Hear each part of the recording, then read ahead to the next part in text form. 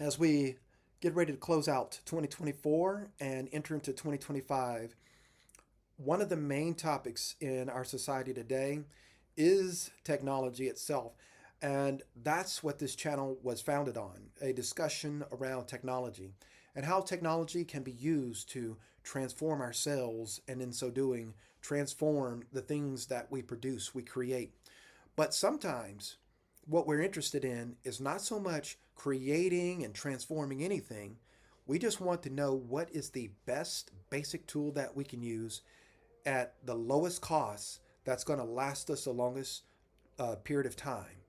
And today I am going to share a technology that exists and that has existed a long time that many people did not know about and does not know about.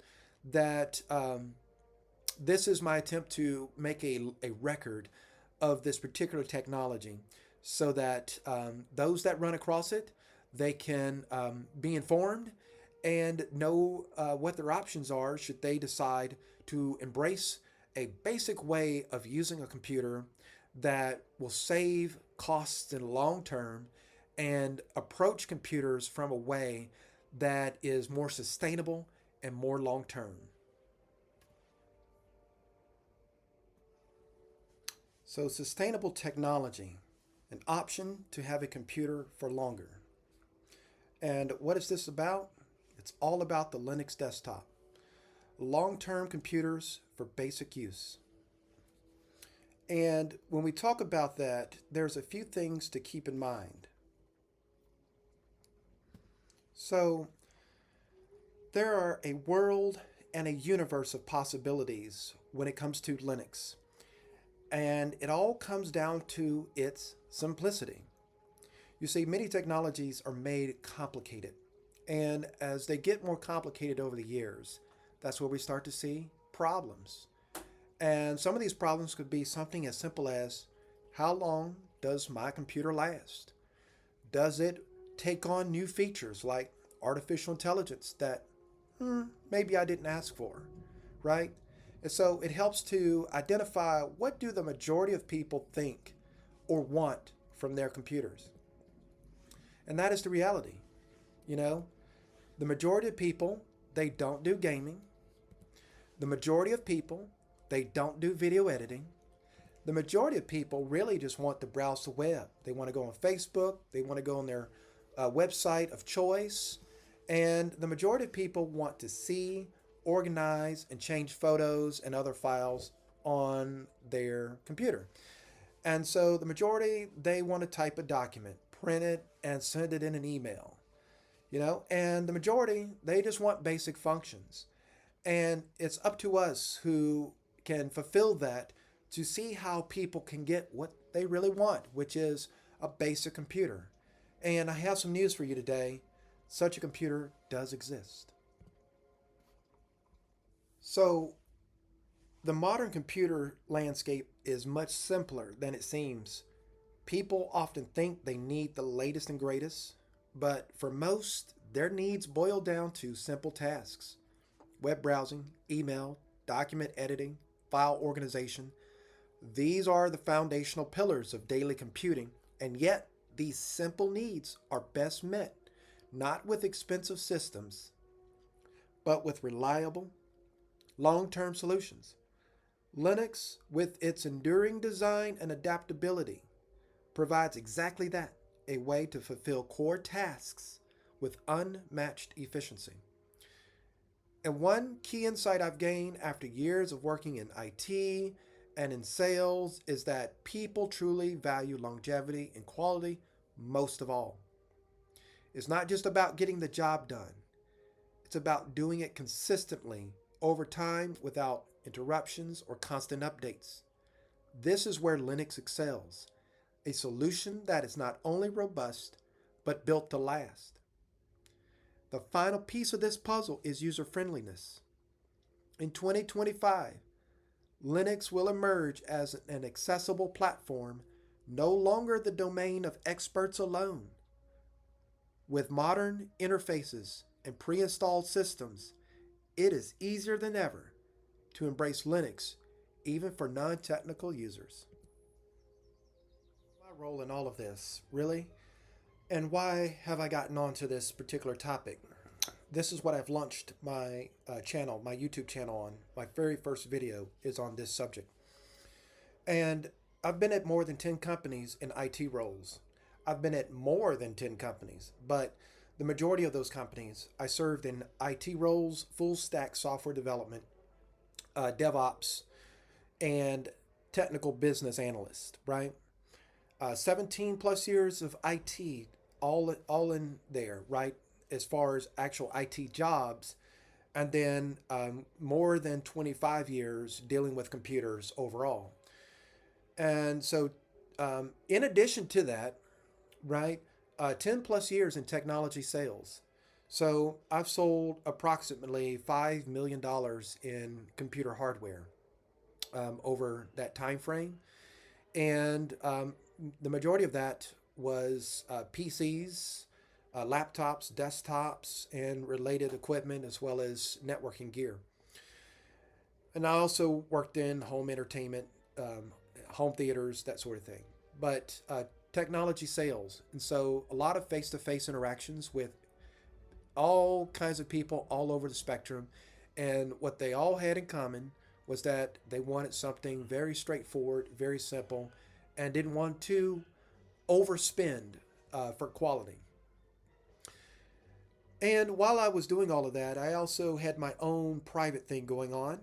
10 plus years of dedicated Linux research. At least that's what I call it. Because my 17 plus years of IT was primarily Microsoft, right? It was mainly Microsoft.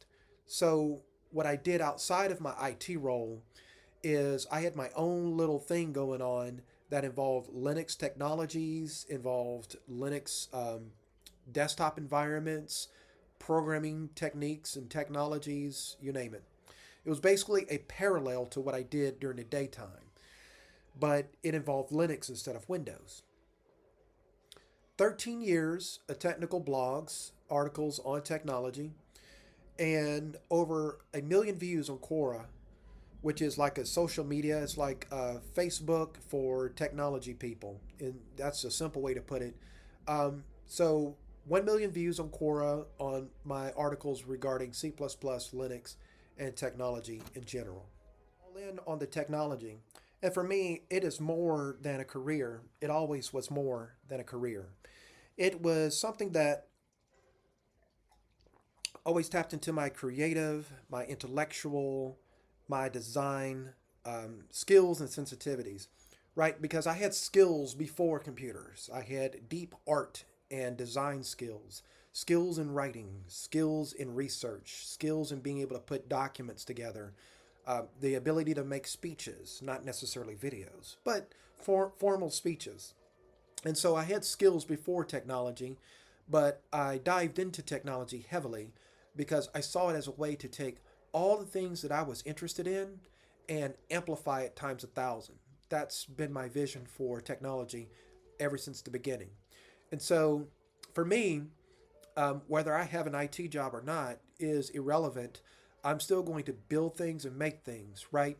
And so that's kind of what, my vision is to, have a 55-inch curved Samsung TV wired into a Thelio system from System 76 or Tuxedo Computers, and it has like 128 gigabytes of RAM, and it has 100 terabytes of SSD space, and it's running 100 virtual machines, and I'm doing all kinds of amazing stuff, right?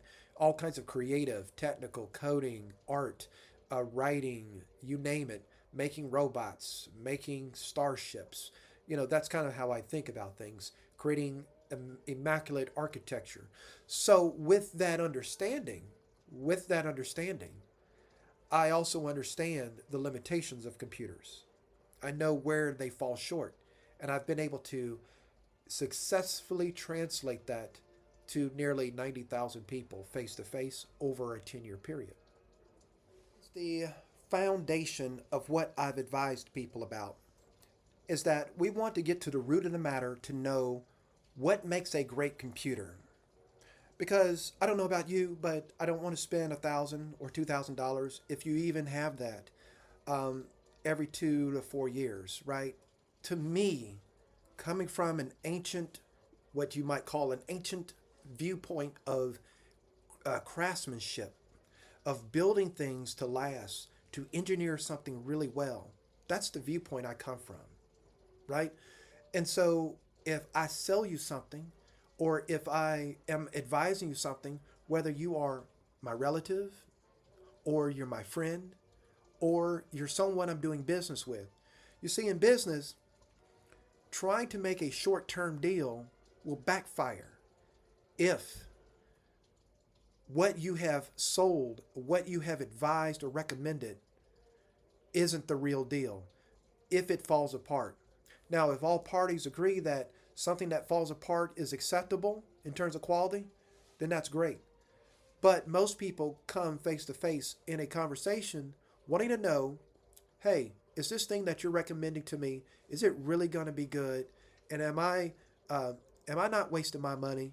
And that's where I get to the root of the matter is we want to look at reliability. We want to look at longevity. We want to look at predictable performance. Performance that's not necessarily the best performance. We definitely don't want the worst performance. But we want to know that something that is fast today can stay relatively fast over a longer period of time with a very small rate of decline. Cost effective, right? Yes, you can spend $4 and $5, in some cases $8,000 on a computer, and it would be absolutely amazing. But you really don't have to do that, especially with what we're talking about in terms of a basic computer that gets you by on web browsing, editing documents, dealing with photos, and dealing with the basic things that you need to do with just a little bit of room for video editing.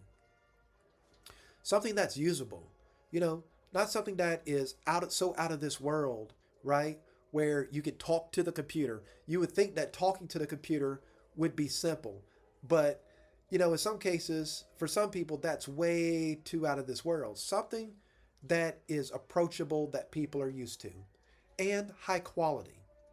And that's what I'm really going to talk about is think about everything that I say from this point forward, has these 6 points as a part of it because that's how I view things. That's how I appreciate things.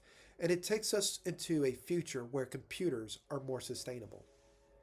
And the potential for technology is really positive, it's really optimistic. I do know that today we have concerns about surveillance, we have concerns about the encroachment of government into our daily lives, into our personal lives. And we have concerns about AI and technology replacing us. And I say that those are very valid concerns. But I look long term. And I know all of us don't have long term, right? Because what I'm talking about is 1,000 years. I'm talking about, 10,000 years from now. If we keep the technology the way it is on a course of evolution that can benefit all people, right? And so you can only get there by doing the right things today. And so, in the short term, while we as a society figure things out through our politicians, through our government process, through our corporate process of being customers, what we choose to buy, what we choose not to buy, and set the stage for a better future where technology is more accessible, where technology isn't an additional burden in terms of cost of living, where the things that we can empower ourselves to do in terms of new skills and to learn and to get into things like machine learning and artificial intelligence and advanced manufacturing and to build our own creations and possibly put them out on Etsy and eBay, maybe Amazon, I don't know, but put them out there, right? And have options available because you have the right technology that the big shots use. And that's what I'm talking about here. The big shots actually don't use Windows to make the big time technology. They use the very technology that I'm talking about right here, Linux, and to a lesser extent, Unix, right? And so that's the vision here, to have not only all of these gadgets that the big companies are able to make for themselves, but to have big gadget technology in your hands, because big gadget technology is actually free. This concept of modern computers that is available to everyone, we want to keep this simple, right? And it's about web browsing, it's about document editing, it's about email, and it's about file organization. In my representative sample of approximately 90,000 people that I dealt with, right? That's basically what the majority have voted for. Those four things, with a little bit of extra thrown on, but if nothing else, just those four things, right? Rarely needed, right, are things like video editing, installing all kinds of software, having multiple desktop tools. Those things are rarely needed. And so, while those things are available in the technology that I'm talking about here, um, the real focus is web browsing, document editing, email, and file organization. We're talking about the future, but we're also talking about the present, right? And this is a future where everyone has opportunity, the opportunity to engage with technology. This is a technology that people around the world have worked on. People from across a variety of academic institutions, universities, government labs, you name it, and they've made it free for everybody to use. So why is Linux better? Well, it's predisposed to longevity and reliability. It uses less RAM and CPU. Older hardware running Linux can keep pace with newer hardware not running Linux. The user has the option to fully control updates. You can escape forced or accidental obsolescence. How many people have wondered about, planned obsolescence? Well, when you have Linux, that is something that goes out the window. You have free upgrades for life with new features. And if you put Linux on great hardware, Linux can help that hardware last upwards of 10 years, right? So you get more computer for less money. Basically, Linux is a free operating system with no license costs and no fine print. You have programs like LibreOffice, which can replace Microsoft Word, Excel, PowerPoint. You have GIMP, right, which is a replacement for Adobe Photoshop. You have Inkscape, which is a replacement for Adobe Illustrator. And you got a variety of photo viewers.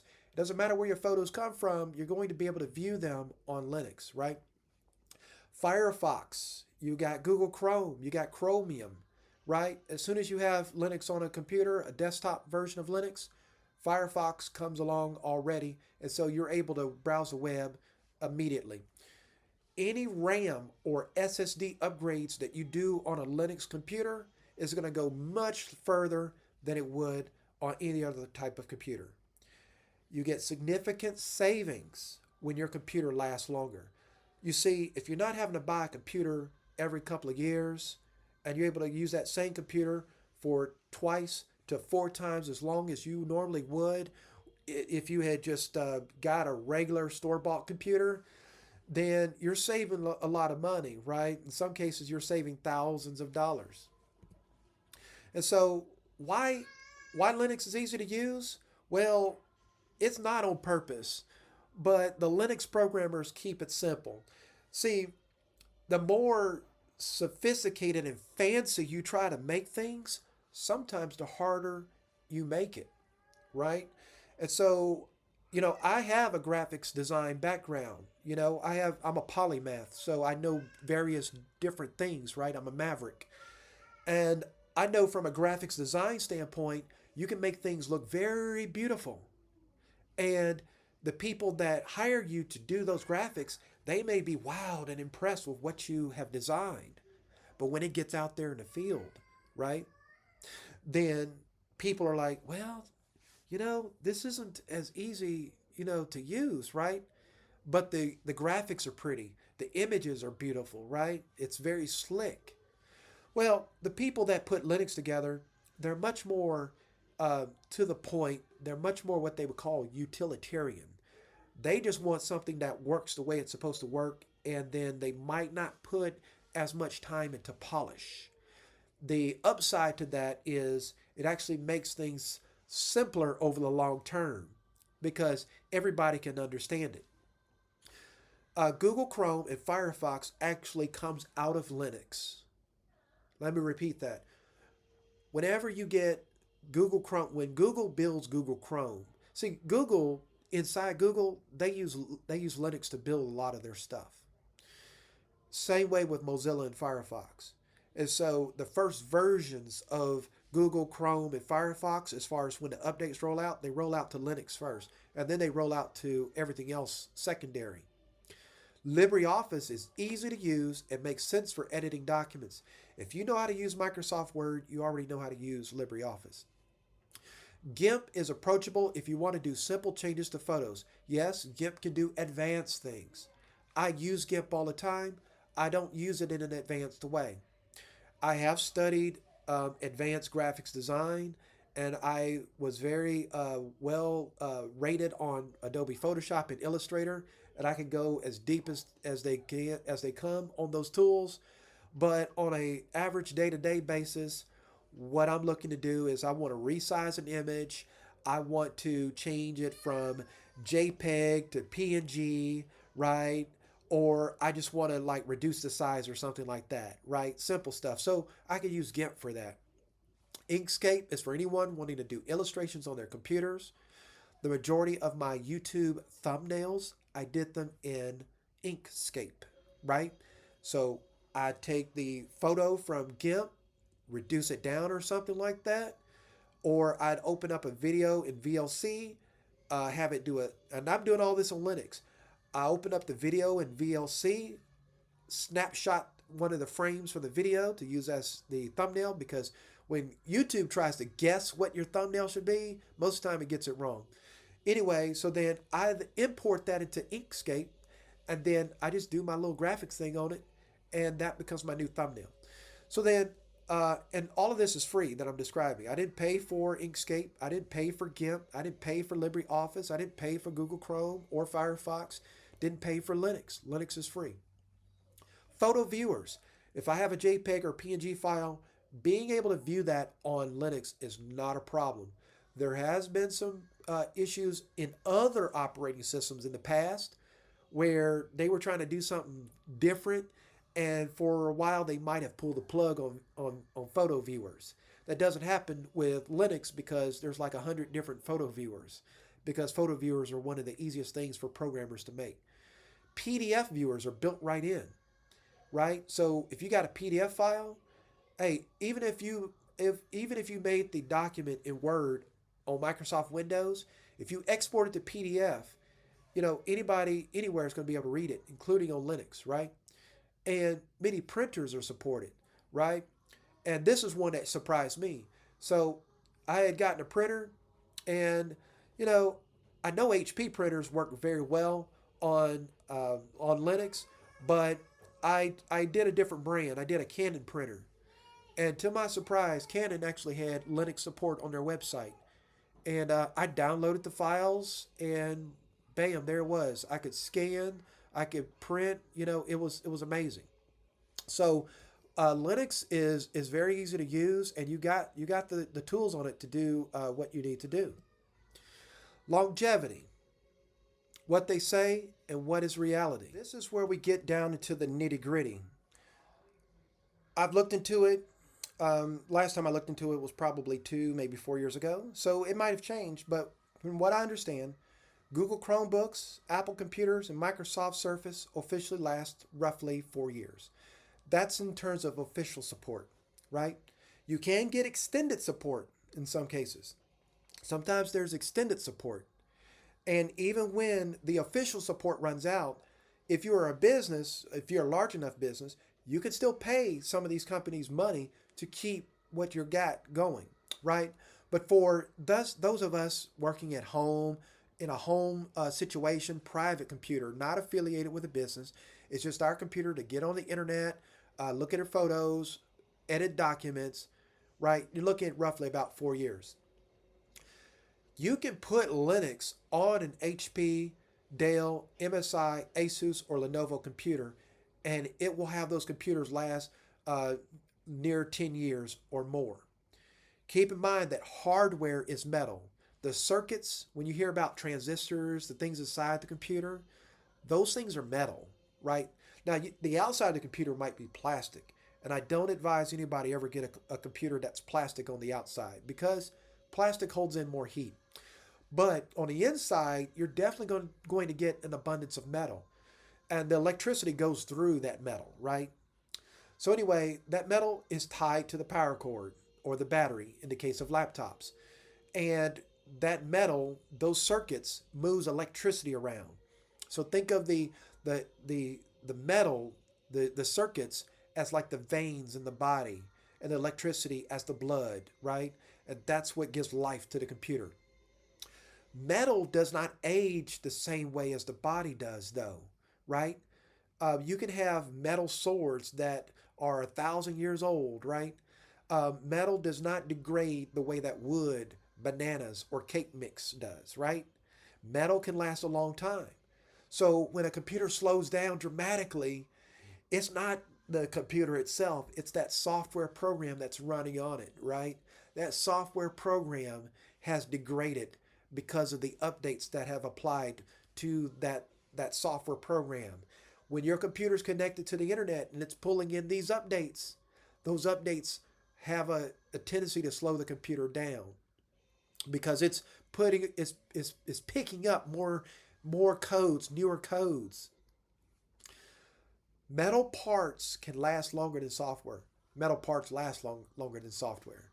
And Linux software typically lasts as long as the metal does, right? So that's our opportunity here. If you have an existing computer and it is running real slow, but all you do is use it for basic stuff, you can have it converted to Linux, and that computer is going to go much longer than it originally would have had you let it stay the way it was. So we have an amazing future ahead of us if we manage certain things right. Not just government, not just spirituality, but also technology. Technology can be used to really disadvantage many people, right? The loss of jobs, the outsourcing of people's skills, the tendency to not educate large numbers of people so that they could be more adept and more equipped with technology. Or we could turn all of that around. And better yet, we don't even have to wait for someone to do that for us. This video you're watching right now is actually the start of that entire journey for those who haven't taken that journey yet. You see, when someone else controls your computer, it's like a lot of other things. They also control you.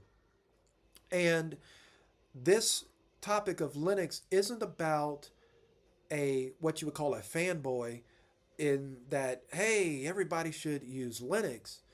It's much deeper than that. It's much more philosophical. It's about, you could have called it something else. You didn't even have to call it Linux. It's more of, okay, what tools are going to give you the most freedom?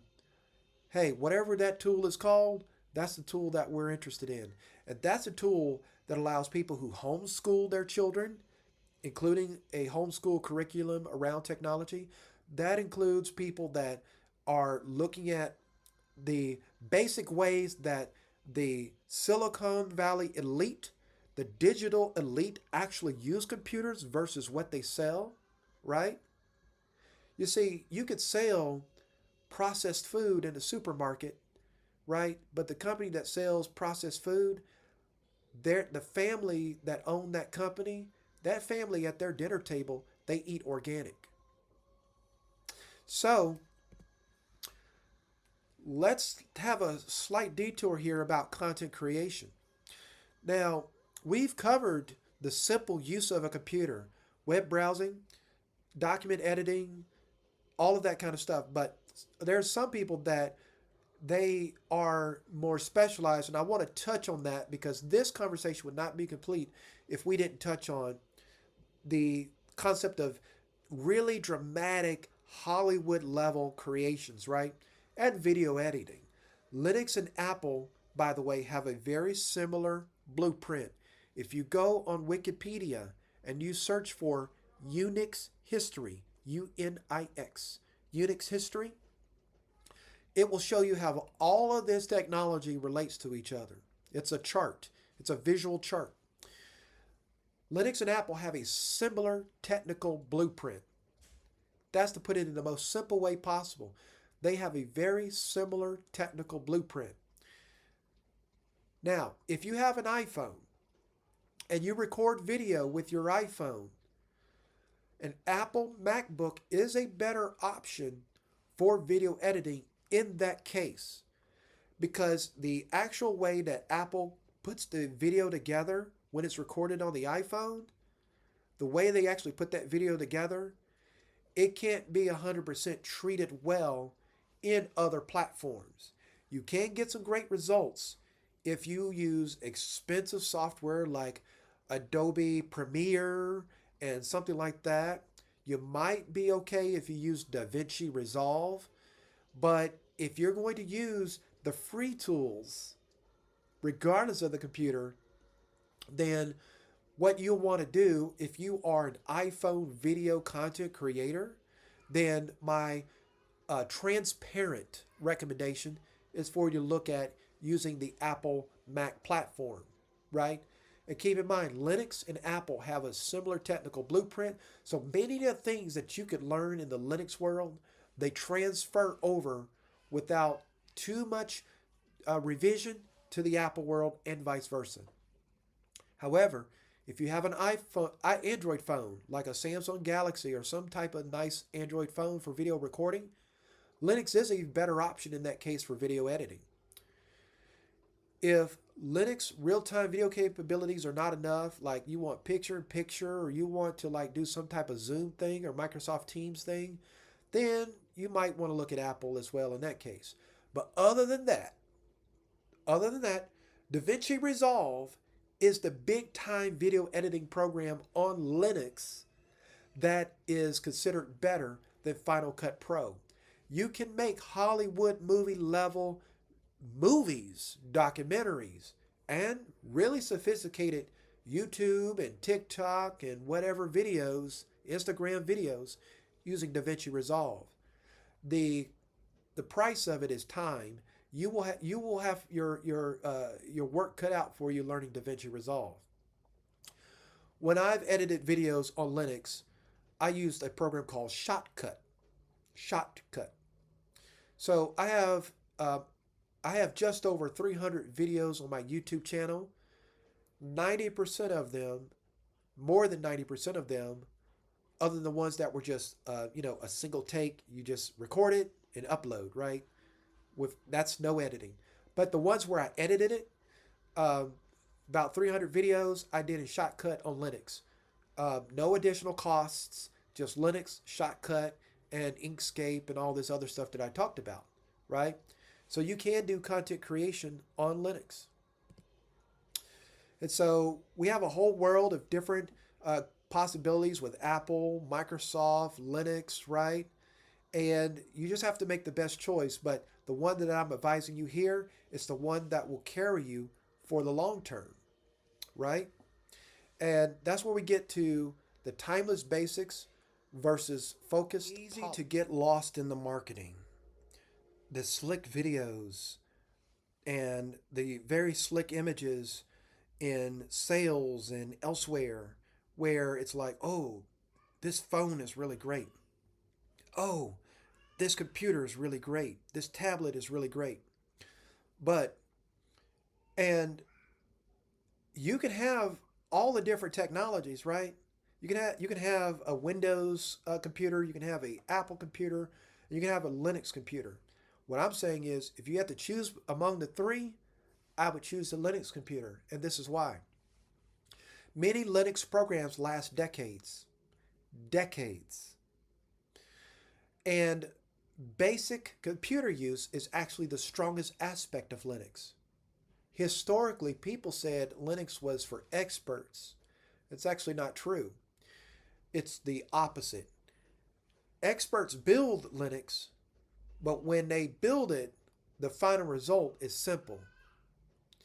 And there's kind of my own little inside joke that they spend so much time trying to build the right codes that all they have time for in terms of the final result is something that's simple. Experts can use Linux, and experts do use Linux, but some experts require a lot of polish. Not so much technical experts, but maybe people in sales or marketing or graphics design, they may prefer more polish than what you see in Linux. But if you are using the computers for basic use, you just want to type up a document, bold, italic, underline, put some colors in it, some tables, all that kind of stuff, right? Not even that much. And you just want to press print and go. You want to do a spreadsheet and just see what your budget and expenses are for the month, right? Or just do a shopping list real quick. Linux can do all that stuff every day of the week, and it doesn't cost you any extra. You do it on a different platform, you might end up spending $150, $250 for a Word uh, processing package or something like that. You might end up spending $70 a year just to have that type of functionality when it comes for free on Linux. And then, more polish usually means more proprietary. Ooh, that's a bad word in some IT circles.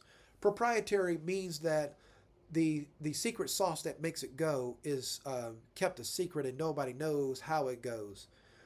But the reason why that is so controversial in the technology space is that the technology space originates from the university system. And in the university system, in the college and university system, you don't keep secrets. Scientists don't keep secrets from each other like that. You build your reputation based on sharing your knowledge with others. And in sharing that knowledge with others, that knowledge grows and gets refined and becomes better and becomes improved, right?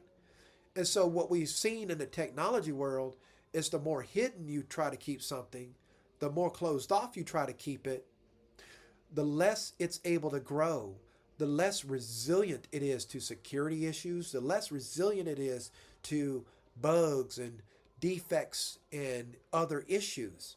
Whereas the more open it is and the more accessible it is, where other people can chime in with their opinions, whether those opinions are welcomed or not, and those opinions see their way into the next generation of those tools, we see a better result. More polish in some cases is usually the hallmark of those that like to keep things closed in. Not always, but in a lot of cases. So, an alternative to that in the Linux context is just use web-based programs, right? And so you can use web-based programs. I'm not a fan of that strategy, but it does work. So maybe you can get a really nice email program right there on your computer in something other than Linux. But in Linux, you might use Thunderbird, but Thunderbird might not be polished enough for you. So then what you can do is just open up Google Chrome and go to your favorite email website, and it has all the tools you need right there. Uh, whatever it is that you think is missing on the desktop. And since you're going to be on the internet anyway, it makes sense. And this is a side note. If you are the type of person that thinks you can get on with a Chromebook, Linux is a Chromebook was built using Linux, but the real Linux gives you a lot more than what you can get on a Chromebook. Too much polish is going to cost you more in the long term, and Linux will save you much more and give you more control. Find that Linux is actually built into everything. Linux is built into everything. And that's going to become clear here in just a second as we talk more about the technology itself, right? And anyone who's followed along this far, and I should have said this in the beginning, is that I'm going to show you how to make good on this, on all of this that I'm talking about. I'm going to show you how to make good on all of this that we're talking about here, because this is not just a theory, this is reality. And this reality is going to manifest itself in a variety of ways. Why is IT and software development and research so dominated by Linux? Why is Linux widespread in the technology and science worlds? It's very simple. A lot of it comes down to economics. You don't want to pay each time you install a server environment. So you got over 1 billion people every day on Facebook. If you had to pay Microsoft for each of the servers to host those billion users, Facebook would never come into existence. Amazon would never come into existence if they had to pay Microsoft every time people shopped on their website.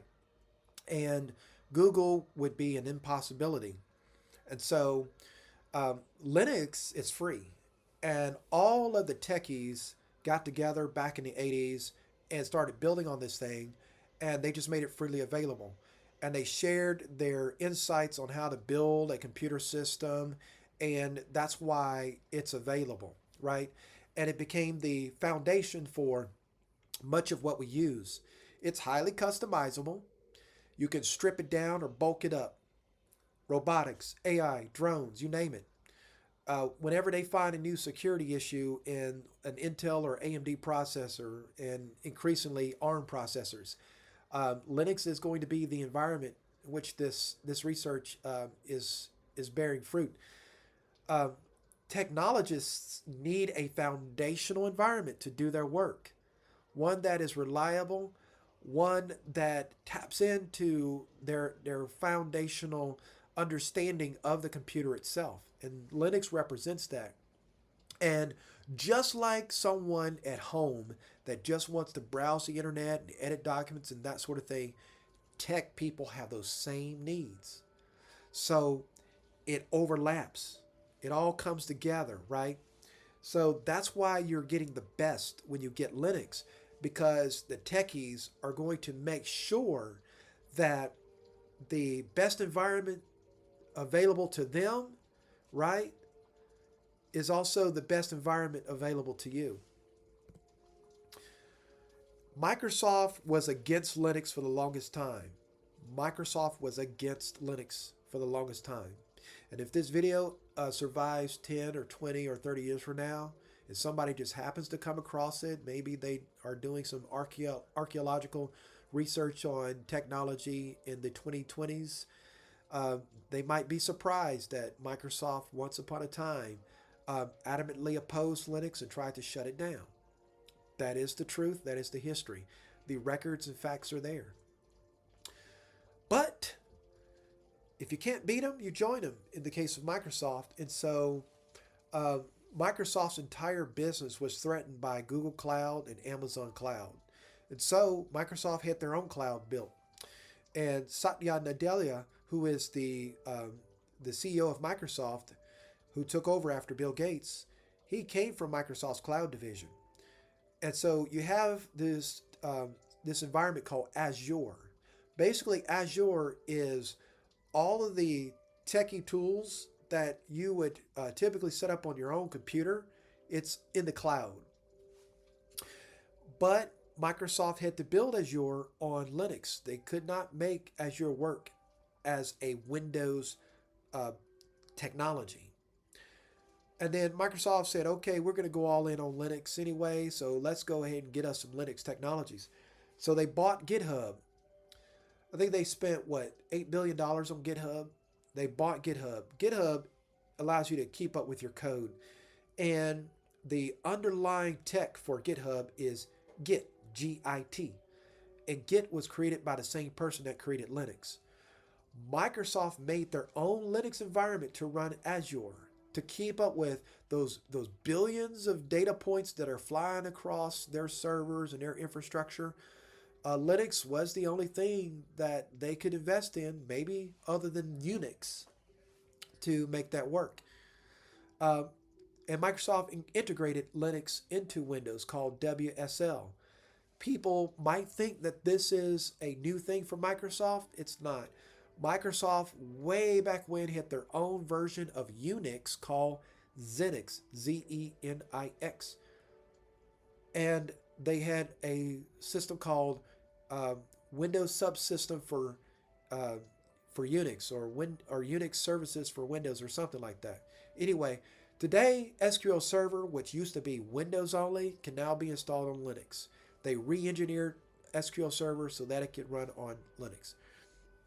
They re-engineered .NET so it could run on Linux, because they want the scalability. They want to be able to handle more and more users and data and volume and capacity. And Linux is the cheapest way to do that, the most power efficient way to do that. It's cheaper even for Microsoft. So Linux is everywhere. You find it in places you least suspect. Smart TVs are essentially computers running Linux. Doesn't matter if they're doing 4K, 8K, or eventually 16K and 32K. All your smart TVs are Linux computers. Many Wi-Fi routers run Linux, or they might be running Unix. Outside of Apple, smartphones and tablets run off of a Linux base. Apple themselves use Unix. Security cameras, home automation, and many small electronics use a Linux base. The majority of supercomputers run Linux, including the one in Oak Ridge, Tennessee. I think it's called Frontier, if I have that correct. I think it's the fastest supercomputer in the world right now. That can and probably will change. Supercomputer rankings, they change every couple of years, but it runs off of Linux. You can get small computers and build things with Linux. So if you are somewhat creative and you're able to have or cultivate a technical mindset, you can get small computers, computers that are about this small, right? Get something this small, and you put Linux on it, and you can make some stuff with it, right? You can make a remote control. You can make a drone. You can make a helicopter. You can make a racing car. One of the radio controlled racing cars. Whatever it is, you can create it with Linux if you have the time, the aptitude, and the willingness to study it. So we have many possibilities with Linux, and it is one of the principal technologies that will allow this human civilization to flourish and to grow into an even greater potential. It's all there. Better decisions have to be made. And it is a time to just look at the entire situation in a more practical way, because it is practicality that is the foundation for the greatest dreams to unfold. There's something that I learned over a long period of time, is that the greatest possibilities, they emerge from the best foundations. And so if we can look at this whole concept of the fact that Linux is cultivated by a vast array of people that don't, a lot of them donate their time, but they're also corporations now. So in the beginning, Linux did start out as something that different techies who had internet access and able to communicate with each other around the world got together and built this thing. But as it has become bigger and big corporations picked up on it, they decided, hey, let's invest our own cash and capital into it. So big companies like IBM and Microsoft and others, they donate significant amount of time into Linux now to make sure that it works for their needs, but it trickles down into those of us that use Linux as a desktop for basic use and for everyday capabilities. So let's get to it. This is my first video that I did on this channel, which was how to turn your existing computer into a Linux computer. So if you were running Windows, my very first video on this channel showed you how to change that Windows computer into a Linux computer.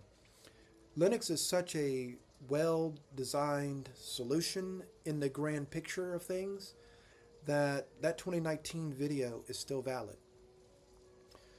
So what you end up doing is you create a highly reliable computer that will last.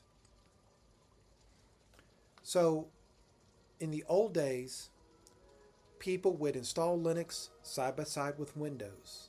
That's called dual booting. In the old days, people would just erase Windows and install Linux. That was me. So I would buy a computer and I would erase it and just put Linux on it because I wasn't using it for Windows.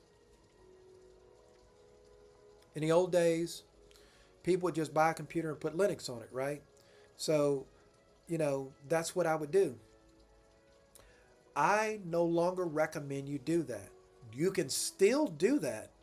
I don't recommend it. The majority of Linux videos that you will see on the internet,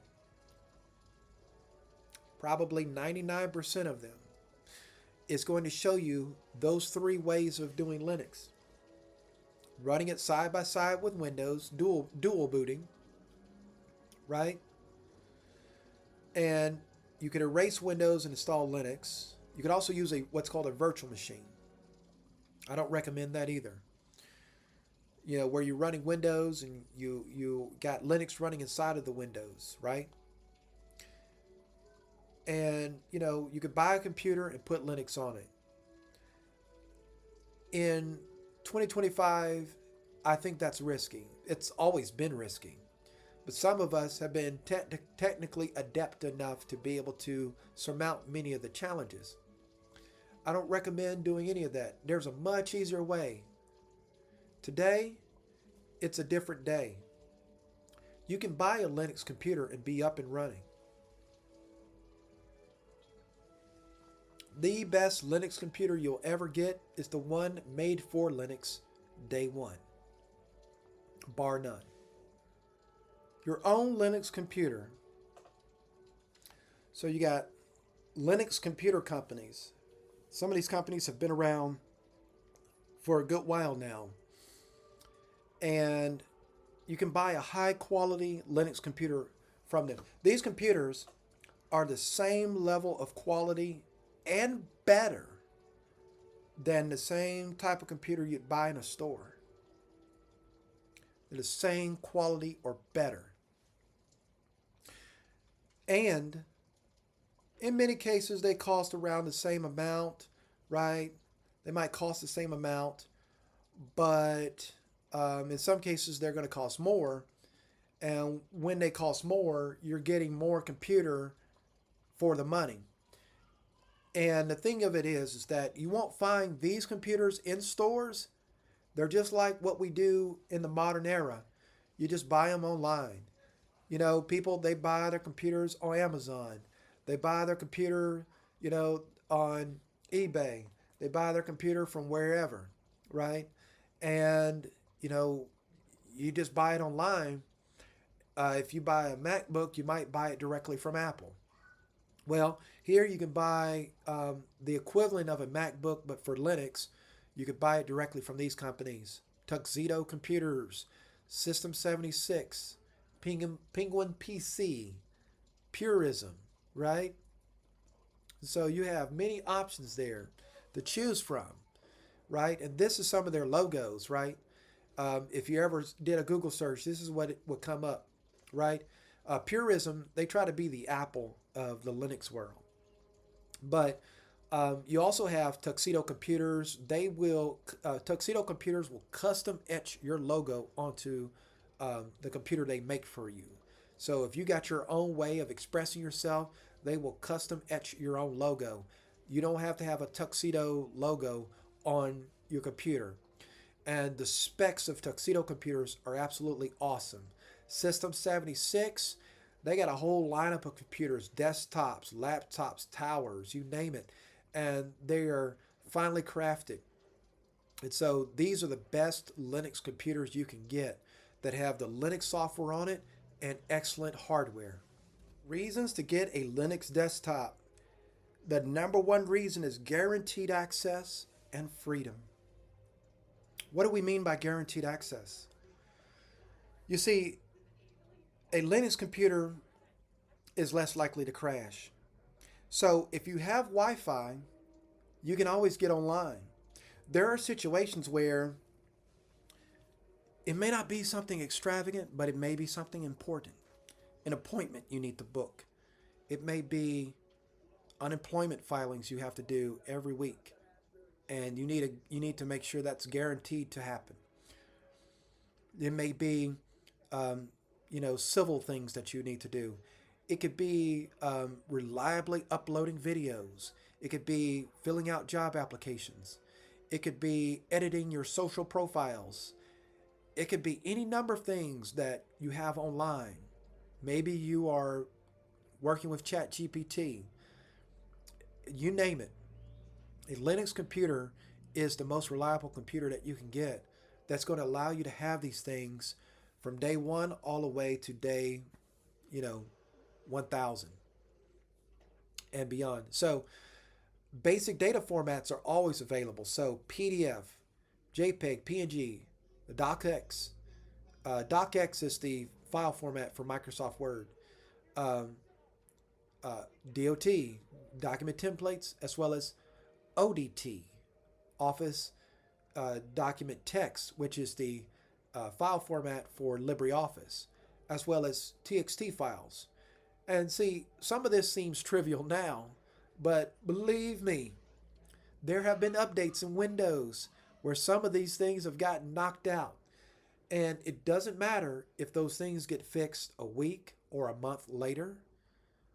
A week or a month is far too long of a time to be without these file formats. And so, you know, Notepad is being updated with AI, and I like AI. I use it almost every day. But I do say that there are some things that AI should not touch, and that is plain text document editing. Fortunately, on Windows, you have alternatives like Notepad++, but in the Linux world, you have scores of text editors. So you'll always be able to open up a text file. And then PDFs, you'll be able to read your PDFs, your image files, all of that. The basic formats that you use all the time, you have guaranteed access on Linux. There isn't an update that's going to knock out your file format, right? 5 or 8 years from now, you can always find a tech guru who can fix your machine if it's running Linux. There are certain policies that Microsoft and in some cases Apple put on computers where you can't fix them the way that you used to be able to fix them back in the day. But with Linux, that is not the case. So if you have somebody who is a true tech guru and can install Linux or get in there and they know how to use Google and run commands and that sort of thing to get you back up and running, if you need to fix your Linux machine, they can do that with a much greater degree of success than they now can with Windows or Apple. And so you get full control over your computer, subscriptions, login, and security. And you have a highly reliable fallback computer because you might still use a Windows computer. Who says you only have to have one computer? But if that Windows computer, for some basic reason, or for some reason you're unable to do something really basic where you really got to get online and there's a Windows update that is just inconvenient right now. It has inconveniently got in the way of you doing something basic. It might get fixed eventually, but if you have a Linux computer in your back pocket, you are gold. You're going to be able to get online and do what you need to do. That's why some people get Chromebooks, right? Well, Chromebooks are made out of Linux, right? And then on the flip side, you can have a highly reliable main computer.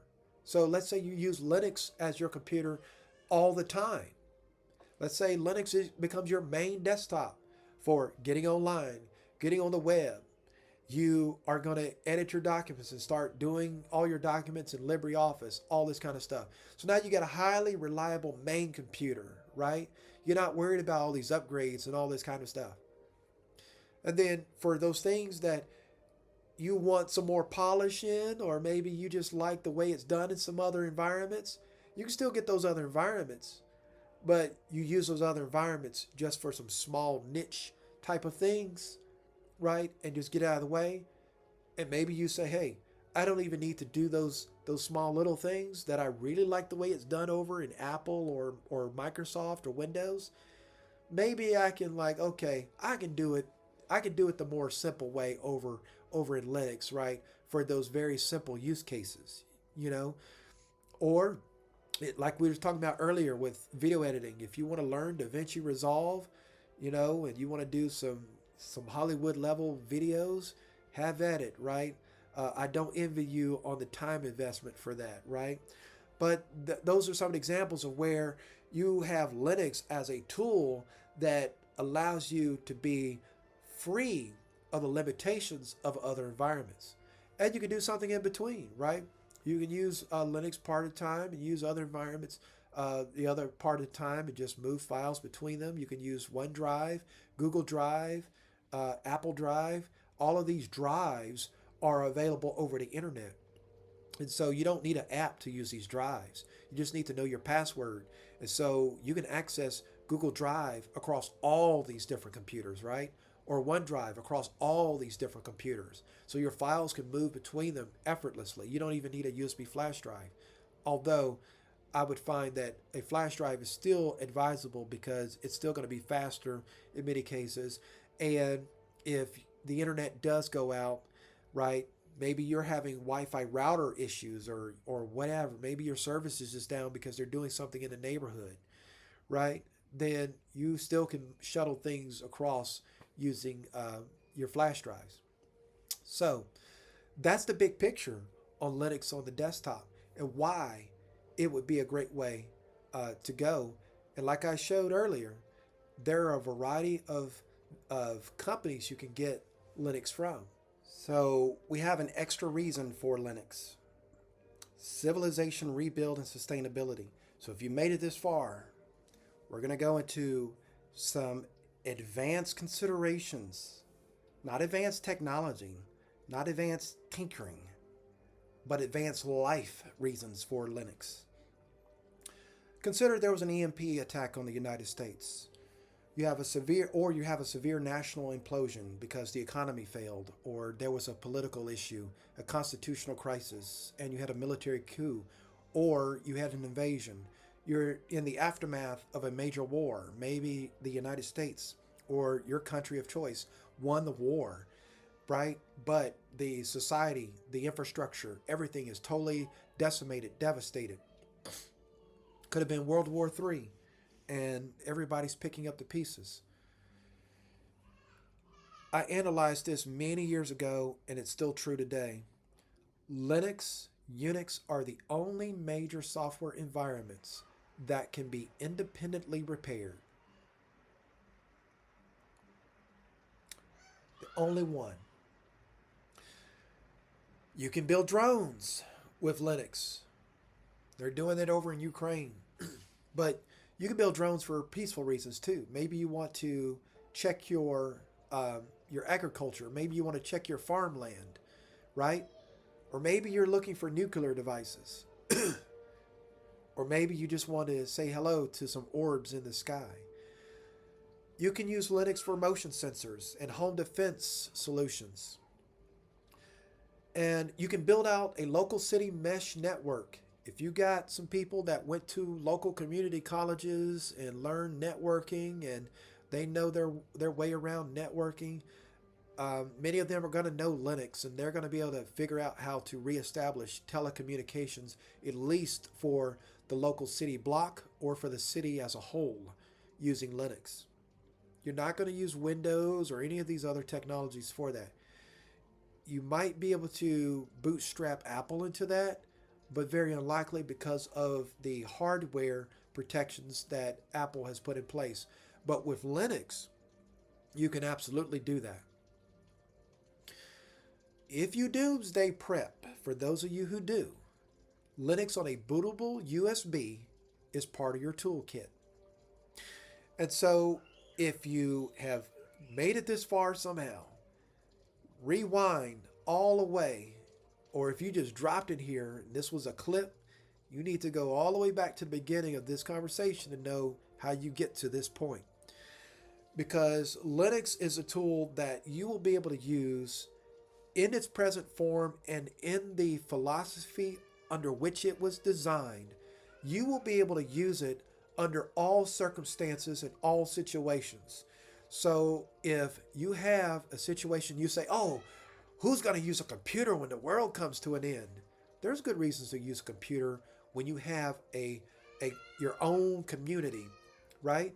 Just because you don't have a global internet anymore, it does not mean that you can't use computers to figure out agricultural schedules, to figure out what would be the security rotations for people. You know, you can do all this stuff on paper, but if you can digitize it and maintain, you're still going to have your computer skills. You're still going to have all of the habits that you had pre-world end, you know. And so Linux is a way to take that digitization into your own hands post-apocalypse. Yes, that is a bit of an exaggeration, but in the times that we are living in terms of the rhetoric that we see coming from politicians, as well as some other indicators that are out there in terms of cost of living, the economy, and the potential for an economic collapse, and so on and so forth. Well, you know, you just have to be prepared, right? And as an ex-military person myself, I think about these things. And so, right, so I've analyzed this and this was actually brought to me on Quora. Like I said earlier in the presentation, I have over 1 million views on Quora, right? Because I'm a much better writer than I am a videographer. And so there was a question that asked me about this kind of scenario, and I put all of my analysis into it. And so this is what I came up with, is that if you had to rebuild technology from scratch, but you had a little bit of a head start, the head start seed is going to be Linux or something like it, right? Because Microsoft keeps Windows 2 secret for anybody to actually do anything with it. About the only group that would have access to Windows post-collapse is going to be the U.S. federal government, right? But the citizens overall won't have access to that.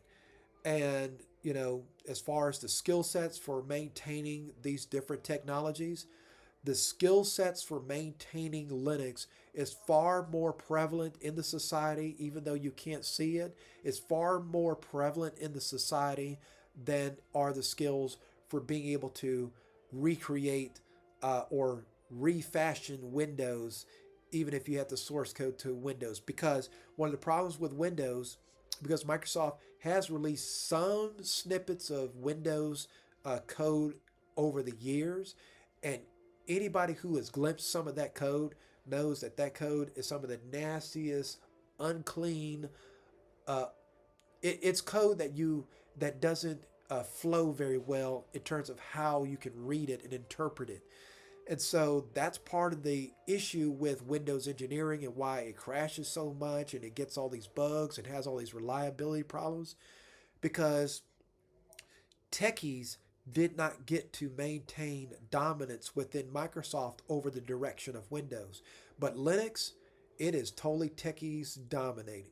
And so those techies, they want their code clean, they want it understandable, they want it built to the international and known standards and how you write great code. And so people are going to understand how to work with Linux. So when we're thinking about these things in terms of the long term, again, I'm thinking 100,000 years from now, then yeah, you might have more polish in Apple and Microsoft today, But in terms of something that's still going to be there, right, and not be made obsolete the way and as fast as it is in the Windows and Apple environment, Linux is much more reliable and much more trustworthy. And that's why tools like Linux was used um, is shock and awe in Iraq 2, used for military drones, used for a variety of other, because it's the technology that you can rely on for making things work for you when the going gets tough and the circumstances get much more severe. How do we get Linux computers? You can install Linux on your existing Windows computers in many cases. There are some Windows computers where it's much more difficult to do that, but the majority of Windows computers in existence can be retrofitted with Linux. But, like I say, there's a smarter way to do that where you don't have to be a techie. Just buy the computer with Linux already pre-installed on it. HP, Dell, and Lenovo, they do sell Linux versions of their business computers.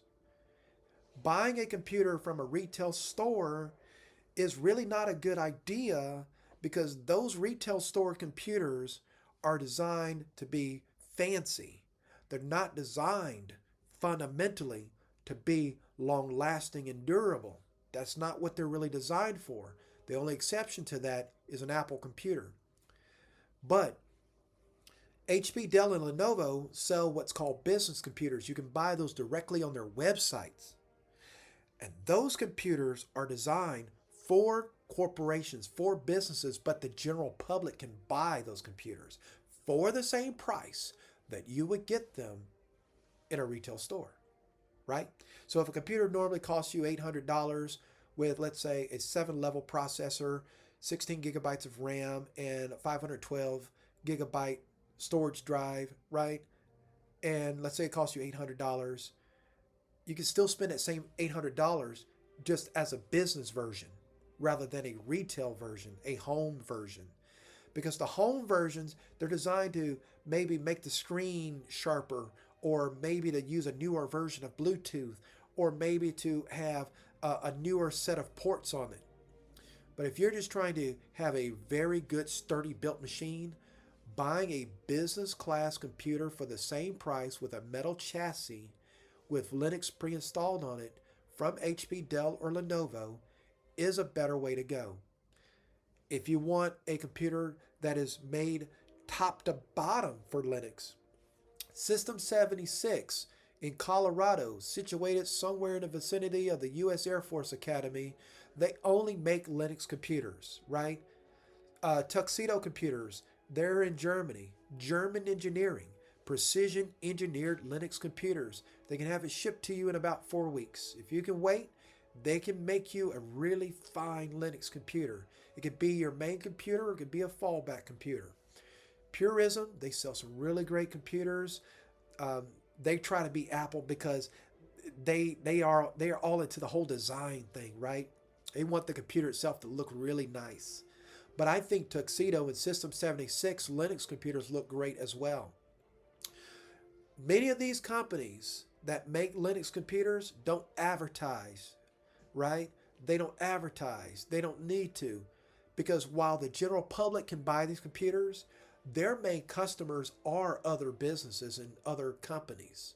That's how they stay in business. So they might fulfill a contract of 1,000 computers for corporation XYZ, and they might sell another 5,000 computers to corporation ABC. But they have a website, and you can just go on there and buy the computer and get the same level of quality that a major corporation is going to get. And HP, Dell, and Lenovo, they do have implicit agreements with Microsoft to promulgate Microsoft, right? But they sell Linux versions of those same computers because some of those corporations that they deal with, they want Linux already on the computer for the different things that they use. So why not get that same quality yourself and have all the benefits of Linux to go along with it at the same time? Buying a Linux computer online in 2025 and beyond is far better than a store-bought Windows PC where you erase it and put Linux on it. There are legions of YouTube videos and TikTok videos and social media videos that will show you how to do that. They will show you how to do that, including my own from 2019. I show you in great detail how to do that, right? And my screenshots are not screenshots. It's real, actual video of me showing you how to do that. I show you how to do that, and there's tons of experts out there that have videos that show you how to put Linux on a Windows computer. But like I say, the real reason I'm making this video here is because there's a much easier way to do this. Let's do it the easy way. Let's work smarter, not harder. Well, work harder if you're trying to learn, right? There is a benefit of putting Linux on a computer from scratch. I don't deny that. But if you want the benefits of Linux and you want it for a basic use, browsing the web, editing documents, looking at your photos, print some documents, then you just buy a Linux computer and you're ready to rock and roll. So you have all kinds of companies where you can get these computers from. You got System 76, Tuxedo Computers, Purism, and many more that I haven't even named here. And these companies, they're ready to rock and roll. They have online showrooms. They have detailed specs on their machines. You click add to cart, and you click buy, and you're ready to go. It's as easy as that. Really long term with this, it's about the Kardeshev scale. Now, the Kardashev scale is something that I think more people should know about because it is a blueprint for how you advance a society. We still got to debate all the fine details of advancement. Organic versus process, artificial versus real. We still got to debate as a society, as a civilization, all the fine details. But make no mistake that short of nuclear disaster and catastrophe, nuclear war, World War III, total decimation of human population, etc., or just grossly authoritarian, so oppressive regimes, absent all of that, and absent a total new natural disaster with a extinction level asteroid coming this way. Other than that, with the course that we're on, we have a great potential, and that's where Linux comes into play here. So why is Linux so good at everything that I'm talking about in this discussion? Linux is so good primarily because everybody is working on it. And what I mean by that is you have these experts in software coding, software engineering, software architecture. This is all they do all day long. Most of their adult life is they work on Linux. Some of them get paid to do it. Some of them will do it whether they're getting paid or not. But they're some of the best people, the best minds. They work on this. See, sometimes when you have a big corporation like Microsoft, and in some cases Apple, they're going to tell the programmer, you got to stop. We got to ship this version of the program out. You got to stop what you're doing. We want whatever you're doing, we want it done by this point in time. There are many creative and technical people. They don't work like that. Now, if they're working a job, they will stop when they're told to stop. But the quality will not be the same as it would be if they were allowed to keep going. And so when their contribution to Linux is their own personal thing, they keep going. And so they go much further than an employee is allowed to go. That's why Linux gets so good. Some people heard of the Large Hadron Collider. Some people haven't. Basically, in Geneva, Switzerland, they got this big old ring, right, underground, and they send particles around it really fast, right? They spent over $1 billion on it. All right. So they use Linux to run a lot of it. And the thing is, some of those scientists, they have PhDs in physics, in all kinds of disciplines.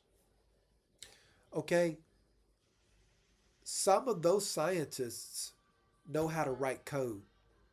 So, whatever reliability they need in Linux, whatever they need in Linux to go to the next level in terms of being reliable and rock solid, they're going to write those codes into Linux. They're going to say to the people that run Linux, hey, um, here's what we found. Can you put that in there for us, right? And so um, that's one of the reasons why Linux is so good, is it has everybody, literally everybody who is at a top level of technical capability working on it, and then they push the updates out there, and then those updates eventually make it to your desktop. So it don't matter if you got engineers at Oak Ridge Laboratory in Tennessee, or you got engineers at NASA, or you got um, computer science professors and researchers across all these different universities across the world. Hey, you got all these people pitching into it, and then you got the major corporations who have billions of dollars on the hook, and they know how this works. If they want to make sure that their updates get fused in with the updates from all the other experts, they got to share those updates out. So then you get unlimited tech growth because of that. Unlimited. Hey, technology in this particular case is neutral. It can be used for nefarious purposes like uh, surveillance on everybody's computers and facial recognition and knowing what everybody's got going on, or it can be used for good reasons, right? Such as understanding crop yields and better calibrating agriculture, or just allowing you to just veg out on um, social media doom scrolling. AI is built on Linux, just like everything else. And so, what we come to understand is that Microsoft Windows is an exception. It's a historical anomaly, not a long term advanced path. The timing was right for Microsoft Windows in its heyday, and it made a corporation and its shareholders billions of dollars, and it helped create an IT industry at a certain level, right? But Windows is fundamentally not engineered right. And because it's not engineered right, it's not the long term technology for an advanced civilization that's going to expand to Kardashev levels beyond type 1, type 2, type 3, and beyond. So, whether we're talking about a dystopia or a utopia, the proliferation of advanced tech across the planet is Linux based. Unix is an alternative, right? So you have Unix. Apple is based off of Unix, and Unix is as open as Linux is in terms of scientists being able, and engineers and advanced computer scientists able to work on it. It's just that the majority of them chose Linux instead of Unix because in the beginning, Unix, the people that ran Unix, they ran it the same way Microsoft runs Windows, right? And so when Apple rebooted under the second Steve Jobs 2.0, Steve Jobs brought Unix into Apple and based everything in Apple off of Unix, right? And so Apple's Unix is closed, but they have shared out pieces of it in the earlier times of Apple. And Apple does share out some parts that they use in their Apple software. Like some of the parts for Safari is available for Linux developers to use, right? They don't really use it like that, but it is available. And um, so the story is a little bit more complicated with Unix, but with Linux, you have the golden key to unleash the golden age of the future from a technology standpoint. And so that's where we are. We have the opportunity to really move ourselves up higher in vibration and frequency and to really elevate, right? And it starts with basic use.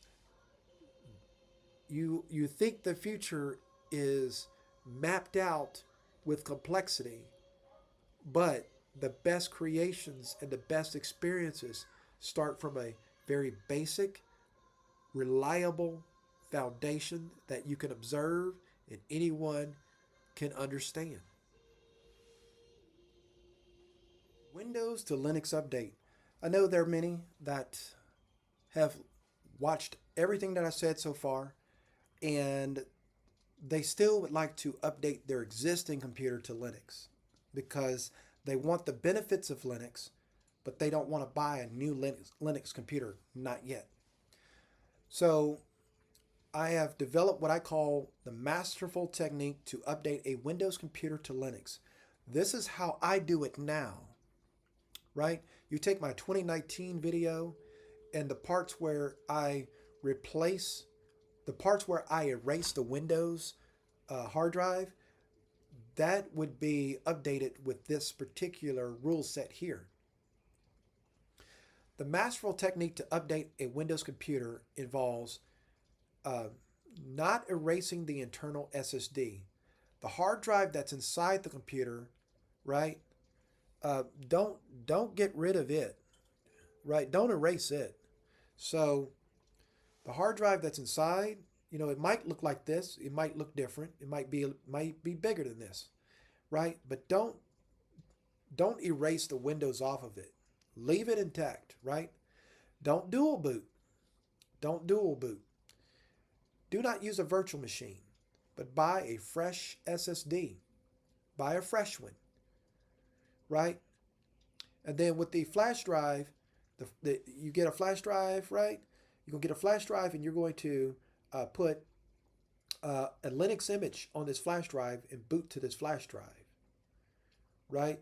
And then you're gonna take out the Windows SSD and you're gonna replace it with the new one. So you're gonna take out the old SSD out of the inside of the computer, and then the fresh one that you bought you're gonna put inside the computer, and then that USB drive is gonna be used to transplant Linux onto the fresh SSD.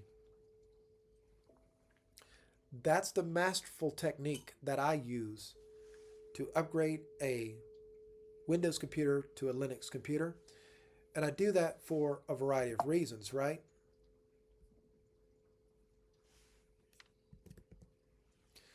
So there are many steps to install Linux onto a Windows PC. If you mess it up, you can't go back to Windows if you erase the Windows SSD.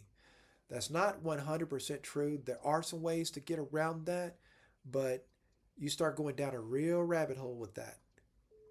A cleaner alternative is to buy a PC made for Linux, fully supported.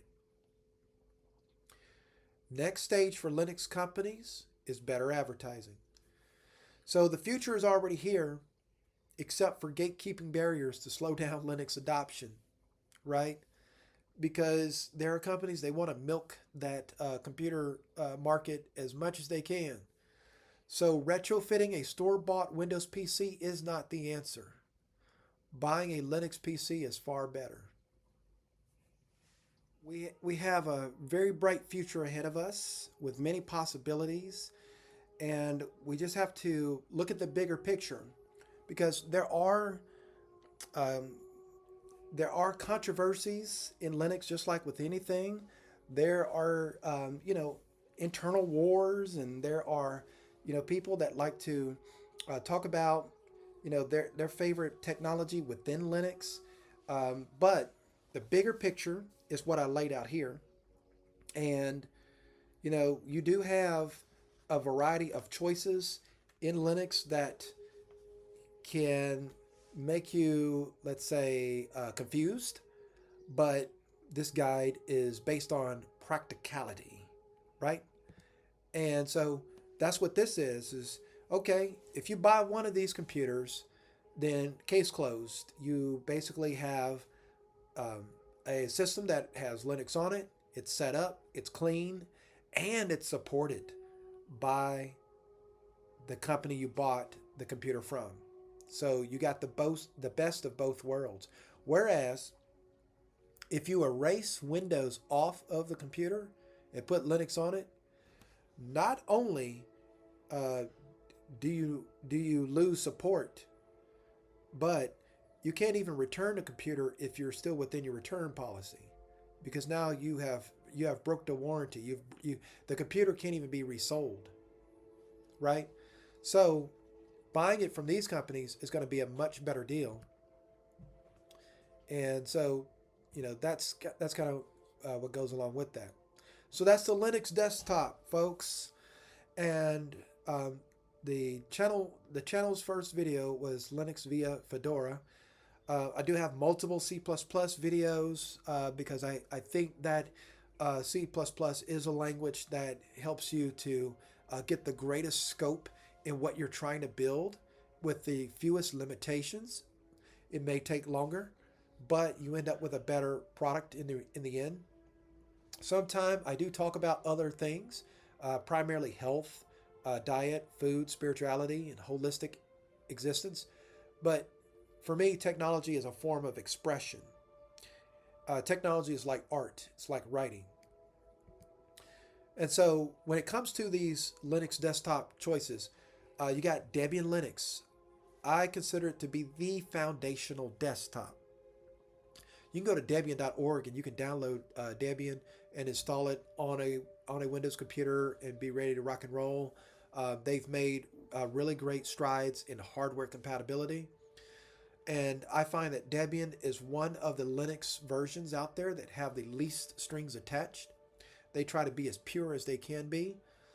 Ubuntu is easier than Debian for many people. So if you're going to start out with Linux on your computer, Ubuntu is probably the place to start. Fedora is slightly more corporate, so I found that Fedora can be more stable than Ubuntu, right? Um, but you get a lot more stuff with Ubuntu. Linux computer companies often have their own desktop, and that's okay. You get better support that way, you get better optimization. But even if you buy your computer from a Linux company and you don't like the way it looks, the way it works, you can always change it. You can always change your Linux. Linux is Linux. There's different versions of it, but they all do the same thing at a very basic level. In terms of the desktop versions, you can browse the web, type your documents, look at photos, all that good stuff. So, where am I headed with all of this in terms of what I'll be doing in the future? Um, I'm working earnestly with this job selection process, and it looks very promising that I'll be heading back into IT full time after a little bit of a career break. And I will continue to use AI to work smarter, right? But at the same time, I won't be reliant on AI because I existed before AI. I am before AI, and in many ways, I am better than AI. And so, because it is, after all, artificial, I am real. And so I'll be continue to work on mental upgrades to think better. And as I think better and as I have better knowledge and better wisdom and understanding, well, I will be able to harness AI even better, even with greater finesse and um, proficiency, right? Less social media consumption. I have gained a lot from engaging with social media after the 2020 pandemic. I made up for a lot of lost time where I didn't touch social media at all. And so this channel will remain a vlog. I'm not looking at monetization. YouTube has told me that I could be monetized if I got another 200 subscribers and I made videos every 3 days or something like that.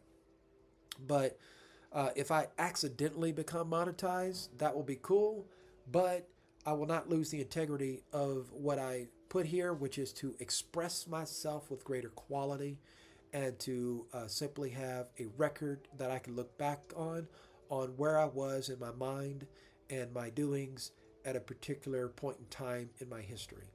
So, with that, the future looks bright for everyone despite what the media is saying. We just have to hold on, and we have to just think beyond the present situation. Think beyond what is going on right now. To know that dark times do not last, trouble don't last always, and what you can do is say, what can I do in the future? Where do I want to be in the future? So that you don't waste time on the depression, on the despair, because you end up wasting, you lose time that way. But if you can prepare yourself right now, even if it's small little things every day, it may not be anything major, it might be 5 minutes here or there, but every little bit gets you a step further. And before you know it, you're able to participate in the advances to come, because that's what the human civilization does. It advances, right? Some people want to regress. They want to say, let's do it the way we used to. Let's be old school. I used to be like that, even as recently as last year. But I started to see things in perspective, and I realized that, the future is much brighter when you can integrate the ancient wisdom with what we're able to do with technology and transformation. And that is the evolutionary path of existence. But we can do it with basic tools that put us in a good place and prepare us for a good place. So, with that, I thank you all for tuning into this, listening, hearing, and understanding. And if you have any questions or comments, feel free to ask. Until then, I will catch you on the next one.